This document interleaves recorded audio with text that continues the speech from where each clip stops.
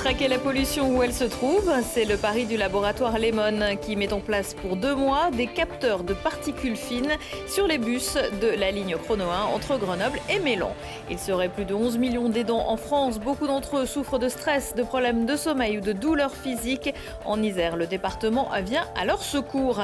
Et puis, c'est la valeur montante du tennis grenoblois. Licencié au GUC, Baptiste Crépat vient de franchir le 2e tour du tournoi Challenger de Budapest et vise une participation dans un tournoi du Grand Chelem. Bonsoir à tous, bienvenue dans ce JT du mercredi 6 février 2019, toutes les heures à partir de 18h, l'essentiel de l'actualité du Grand Grenoble en moins de 10 minutes. La pollution, enjeu majeur dans l'agglomération grenobloise. Avec le manque de précipitations, la qualité de l'air est plutôt moyenne ces jours-ci. Pour mieux connaître l'ennemi, le test Green/Tag a été lancé il y a quelques jours par le laboratoire d'expérimentation des mobilités de l'agglomération grenobloise, Lemon. Après un test sur les trams de la ligne A en 2017, des capteurs ont été installés sur 20 bus de la ligne C1 entre Mélan et Grenoble. L'expérimentation va durer 2 mois. Le capteur qui est utilisé pour cette expérimentation, le capteur d'Atmotrack, mesure les particules dans 3 classes granulométriques. Donc on ne parle que de particules, ce n'est pas l'ensemble de la pollution atmosphérique. Les particules sont bien entendu un polluant à enjeu sur le territoire grenoblois, mais ce n'est pas le seul. C'est pour ça que dans les perspectives d'évolution à long terme, il faut bien envisager l'intégration d'autres types de polluants, et notamment le dioxyde d'azote, qui est un autre polluant à enjeu dans notre région.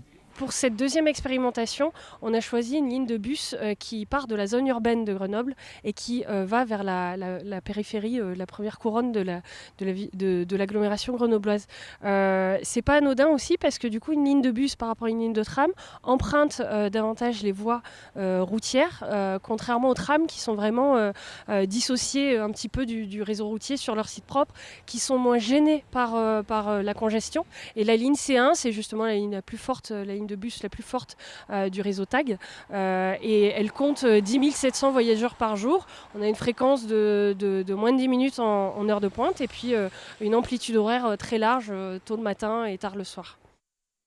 Et chaque année, la pollution aux particules fines serait responsable de 114 décès prématurés dans la métropole.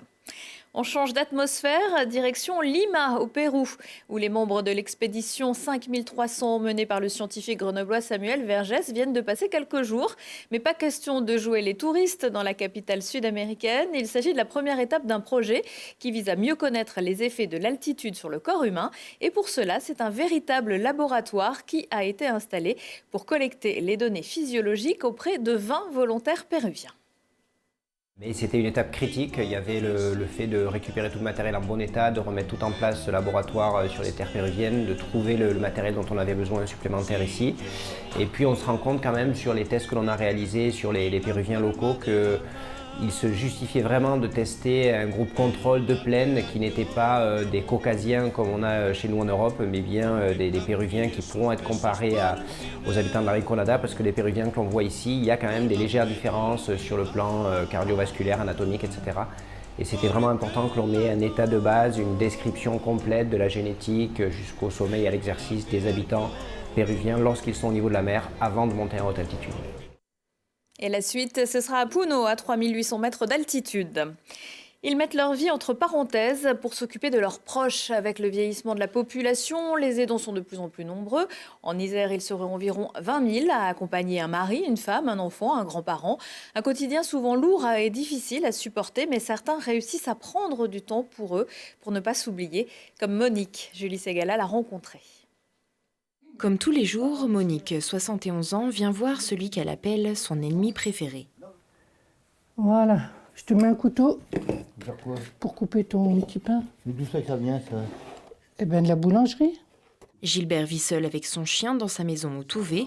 Alpiniste chevronné, il a gravi tous les plus hauts sommets des Alpes. Mais il y a quelques années, une maladie neurodégénérative l'a cloué dans un fauteuil. C'est venu très progressivement puisque c'est une maladie génétique héréditaire. Donc il a commencé par boiter, par aller avec des cannes. Enfin, ça a été très très difficile. Et sur des années, et petit à petit, prononcer le mot fauteuil a commencé à être possible. Et puis on a eu le fauteuil, mais il ne voulait absolument ni en parler ni le regarder. Et petit à petit, il a commencé à découvrir l'extraordinaire autonomie que ça lui donne. Faire un peu de rangement, la vaisselle, s'occuper du linge, des rendez-vous médicaux, déneiger les accès, lui tenir compagnie. Monique fait partie des aidants familiaux. Après 35 ans de vie commune, un engagement naturel pour la septuagénaire. Mais le rythme effréné des journées est souvent difficile à suivre. Alors pour se préserver et ne pas mettre sa vie entre parenthèses, Monique prend du temps pour elle. Je reste bien sur ce qui m'intéresse, dont les activités sportives, mais pas que, mes engagements. Et ça ne m'empêche pas d'y consacrer le temps que je souhaite. Par contre, il y a le phénomène de fatigue et besoin de se ressourcer, ce qui fait que je fréquente assidûment le Café des aidants à Limbin. Et je pense que moi, comme les autres participants du Café des aidants, on repart en ayant repris vraiment de l'oxygène. Comme Monique, il serait 20 000 aidants familiaux en Isère. Pour les soutenir, le département propose des actions collectives comme des groupes de parole ou des formations, mais aussi des solutions de répit avec des places en accueil de jour ou en hébergement temporaire. Et pour offrir un peu de répit aux aidants, le département ouvrira d'ici 2020 42 places supplémentaires en hébergement temporaire et 41 places en place de jour. Le quartier de Tesser à Grenoble, ses trafics, ses clans au cœur du procès qui se déroule depuis lundi devant la cour d'assises de l'Isère. 4 hommes comparaissent pour le meurtre de Younes Behanj Guérissi, tué d'une balle dans la tête une nuit de septembre 2015. L'origine du drame n'est pas clairement établie, aucun n'ayant jamais été condamné pour trafic de stupéfiants. Dans les mois et années qui suivent, 3 personnes, dont les noms figurent dans le dossier, avaient également été tuées par balle. Les accusés devraient être entendus sur les faits avant la fin de la semaine. Le procès doit durer 2 semaines. Grenoble monte au filet. D'un côté, l'NG Open de l'Isère pour les filles, de l'autre, le premier trophée de la ville pour les garçons, dont le coup d'envoi a été donné mardi sur les cours du Grenoble Tennis. Mais c'est à Budapest, tournoi plus prestigieux, que s'illustre en ce moment Baptiste Crépat. Le Grenoblois vient de franchir le 2e tour en battant une tête de série, l'Allemand Kevin Kravest. Le portrait du licencié du GUC avec Mathias Araez. Imprévisible est peut-être l'adjectif qui colle le mieux à Baptiste Crépat. Lors de son arrivée au club de Grenoble à 16 ans, rien ne laissait présager que le jeune joueur serait aujourd'hui l'un des grands espoirs de son sport en Isère. Mieux encore, celui qu'on disait en retard par rapport à d'autres de sa classe d'âge a crevé le plafond saison après saison. Chaque année, il a progressé, chaque année, il nous a surpris. Lorsqu'il était 4-6, on se demandait comment il allait monter de 6 ou au-dessus. Il est monté de 6, l'année d'après il est monté 0, l'année d'après moins 2-6, moins 4-6, moins 15. Et puis ensuite il a commencé à jouer sur le circuit international. Et puis là encore, il nous étonne chaque année, il nous surprend. Engagé sur le circuit futur équivalent à la 3e division mondiale, Baptiste Crépat a terminé l'année 2018 en trombe. 25 victoires d'affilée et 5 sacres consécutifs en tournoi, de quoi engranger. Déjà de gagner 10 matchs de suite à n'importe quel niveau, c'est déjà ultra compliqué. Alors là, ouais, c'est important, ça met de la confiance et tout. Mais là, je repars sur de nouveaux objectifs, du coup, ça va être difficile. Si cette année, l'objectif est de se lancer dans la division au-dessus avec des tournois Challenger, Baptiste garde dans sa tête un rêve pour 2019. Jouer un grand chelem le plus rapidement possible, mais avec les nouvelles réformes, ça va être compliqué. Ça va être plus dur, mais bon, si le niveau de jeu est là, ça devrait passer. De toute façon, il faut juste se dire, si tu joues bien, tu y arriveras. Habitué à se rendre là où on ne l'attend pas, il ne faudra pas être surpris si l'on retrouve très bientôt Baptiste Crépat dans le haut du panier. Baptiste Crépat est actuellement 597e mondial à l'ATP, mais pourrait remonter au classement grâce à ses performances en Hongrie.